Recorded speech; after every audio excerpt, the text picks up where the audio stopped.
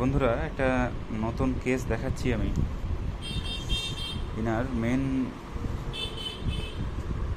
নাম হচ্ছে আকমাল, 51 years, male patient. এর right lobe of thyroid multiple cyst হয়েছে এবং বড়টা হচ্ছে 12.7 মিলিমিটার, আর বাম দিকেরটাও ফুলেছে। বাম দিকেরটা হচ্ছে 40x25 মিলিমিটার। এটা উনি 6 মাস ধরে লক্ষ্য করছেন যে এটা হচ্ছে আর কি। এখন আস্তে আস্তে একটু বড় হয়েছে।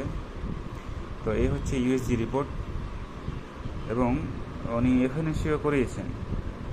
এফএনএসিতেও thyroid Bethesda 2 category, B9, consistent with extensive cystic changes, haemorrhage in nodular colloid goitre, nodular colloid goitre.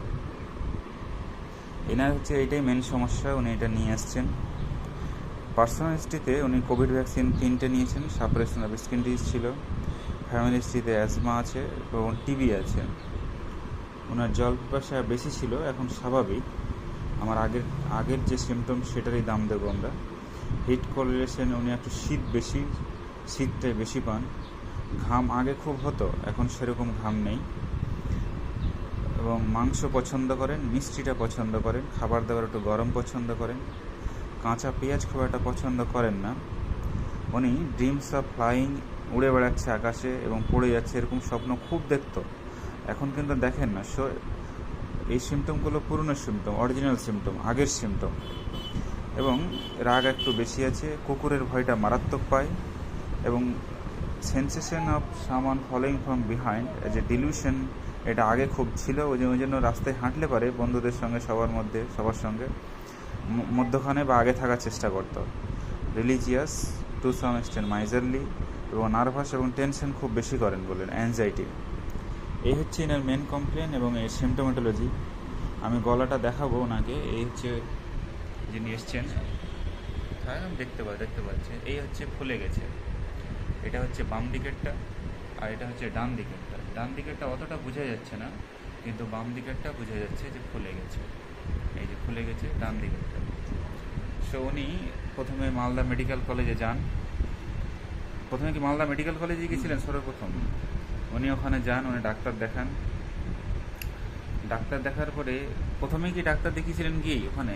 হ্যাঁ, ওনার কাছে যিনি বললেন, উনি কি বললেন বলুন দেখি একটু। ওনার আগে একটা ডক্টরকে দেখিয়েছিলাম তার আগের সপ্তাহ, কিন্তু ওনাকে বাদ দিয়ে ওকে যখন দেখলাম তো তার পরের সপ্তাহ ওই দিনটা না গিয়ে পরের দিন দিলাম, তাতে ওকে পেলাম না।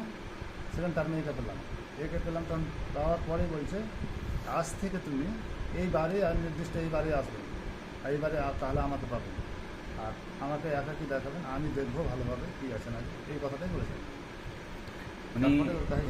উনি বললেন যে আমাকেই দেখাবেন, আমি আসবো এই সপ্তাহে, আমাকে ছাড়া কাউকে দেখাবেন না।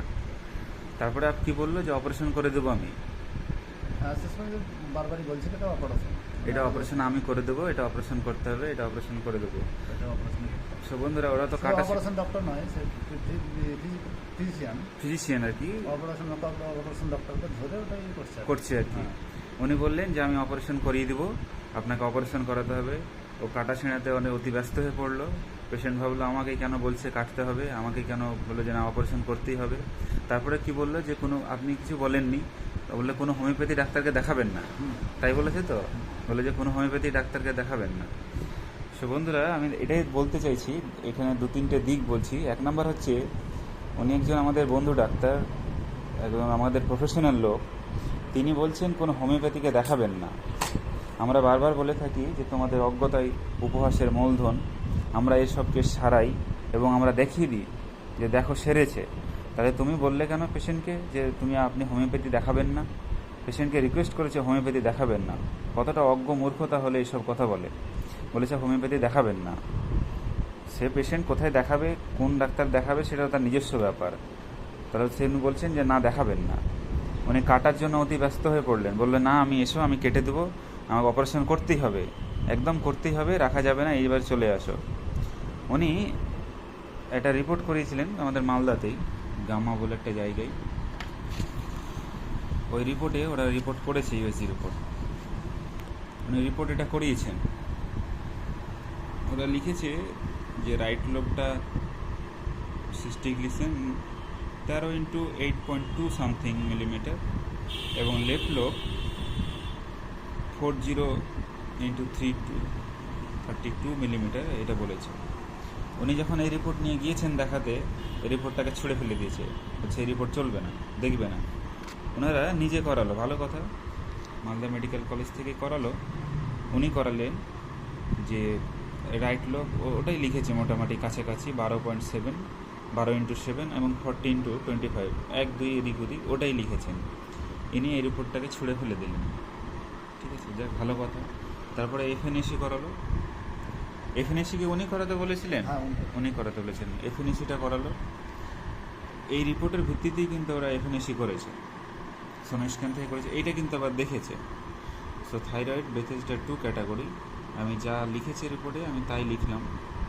কিন্তু আমি দেখাতে চাইছি যে এরকম একজন মেডিকেল কলেজ থেকে একজন এমবিবিএস ডাক্তার এরকম করতে পারে না, রোগীর সঙ্গে এরকম ব্যবহার। উনি তো ভয় পেয়ে গেছেন যে কেন আমাকেই কেন বললো, হ্যাঁ, প্রতিদিন ডাকছে যা কেটে দেবো আমি, অপারেশন করেনি। হ্যাঁ, ওনার কি তাহলে কোনো আছে? উনি ভয় পেলেন। উনি আমার কথা শুনে এসেছেন খবর পেয়ে। আমরা হোমিওপ্যাথিতে কী চিকিৎসা দিতে পারি ওনাকে? ওনার মেন সমস্যা হচ্ছে যে থাইরয়েড সোয়েলিং অর্থাৎ goitre. So this is the cystic lesion. So সাইকোসিস, যে কোনো গ্রোথকে বলা হয়েছে সাইকোসিস, গ্রোথ, একটা গ্রোথ হচ্ছে, সিস্টিক লিশন হচ্ছে গ্রোথ, অর্থাৎ নোডুলার গয়টার, কলয়েড গয়টার। ওনার বংশে হাঁপানি আছে। So this is the family background, R background হচ্ছে সাইকোসিস। উনি ভ্যাকসিন নিয়েছিলেন। ভ্যাকসিনের পরে যে এটা হয়েছে তা ধরতে পারি না, কিন্তু আমার যতটুকু ধারণা, আমি যতটুকু বুঝতে পারছি রোগী দেখে, তাতে ভ্যাকসিন নেওয়ার পর থেকেই অনেক কমপ্লেন শুরু হচ্ছে। বিশেষ করে পায়ের ব্যথা যেটা ছিল না সেটা হচ্ছে, নতুন নতুন কোনো ভ্যাকসিন নেওয়ার পর থেকে সাইড এফেক্ট শুরু হচ্ছে। ওনার জল পিপাসা বেশি, শীতটা বেশি, ঘাম বেশি হতো, এবং মাংস পছন্দ করেন, মিষ্টি পছন্দ, খাবার দাবার গরম পছন্দ, কাঁচা পেঁয়াজটা খুব একটা পছন্দ করেন না। উনি ফ্লাইং, উড়ে যাওয়া এবং পড়ে যাওয়ার খুব স্বপ্ন দেখেন। আপনি আগে উড়ে বেড়াচ্ছেন বা পড়ে যাচ্ছেন, এটা খুব দেখতেন, প্রায় দেখতেন, এটা উনি প্রায় দেখতেন। এবং তার সঙ্গে কুকুরের ভয়টা খুব পায়, পিছন থেকে কেউ ফলো করে, এটা তার মনে হয় এজ এ ডিলিউশন, রিলিজিয়াস, মাইজারলি এবং নার্ভাস। দুটো ওষুধ সমানভাবে আসছে, একটা হচ্ছে লাইকোপোডিয়াম আর একটা হচ্ছে টি অক্সিডেন্টালিজ। লাইকোপোডিয়াম যদি আমি দিতে চাই, চিলি পেশেন্ট, ঘাম বেশি, জল পিপাসা বেশি, খাবার দাবার গরম পছন্দ করে এবং মিষ্টি পছন্দ করে, এবং মাইজারলি টু সাম এক্সটেন্ট, এবং নার্ভাস, অ্যাংজাইটি, এগুলো হচ্ছে লাইকোপোডিয়ামের সিমটম। এটা এই কটা লাইকোপোডিয়াম।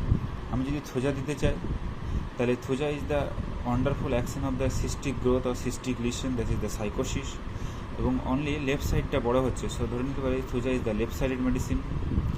এবং তার সঙ্গে অ্যাজমা ছিল, কোভিড ভ্যাকসিন নিয়েছেন 3টে। থুজার শীত বেশি, জল পিপাসা বেশি, থুজার ঘাম বেশি, থুজা মাংস পছন্দ করে, থুজা কাঁচা পেঁয়াজ খুব একটা পছন্দ করে না। থুজা আরেকটা মেন সিমটম হচ্ছে স্বপ্ন, ড্রিমস, উড়ে যায়, পড়ে যায়, মৃত মানুষের স্বপ্ন দেখে। মৃত মানুষের স্বপ্নটা খুব একটা পেলাম না, বলে মাঝে মধ্যে হলেও দেখতে পারি, অতটা জোর দিতে পারলাম না। কিন্তু উড়ে যাওয়া এবং পড়ে যাওয়ার স্বপ্নটা উনি রেগুলার প্রায় দেখতেন। এবং একটা ডিলিউশন আছে, সেটা ওনার হতো খুব, এবং রিলিজিয়াস, ইরিটেবল, এইসবের উপরে আমি প্রথমে থুজা দিতে চাইছি, একটা অ্যান্টিসাইকোটিক দিতে চাইছি, এরকম একটা গ্রোথ, সব গ্রোথের উপরে। এরপরে আমার লাইকোপোডিয়াম হাতে থাকছে। যদি কোনো হিন্ডারেন্স হয়, যদি কোনো অসুবিধে হয় যে পুরোটাই যাচ্ছে না, তবে আমার লাইকোপোডিয়াম এবার থাকবে। এবং অলসো টিউবারকুলিনাম, টিবি ছিল, কুকুরের খুব ভয় পাই, মাংস পছন্দ এবং জল পিপাসা বেশি, আমার টিউবারকুলিনামও থাকছে হাতে, পরে টিউবারকুলিনামও লাগতে পারে।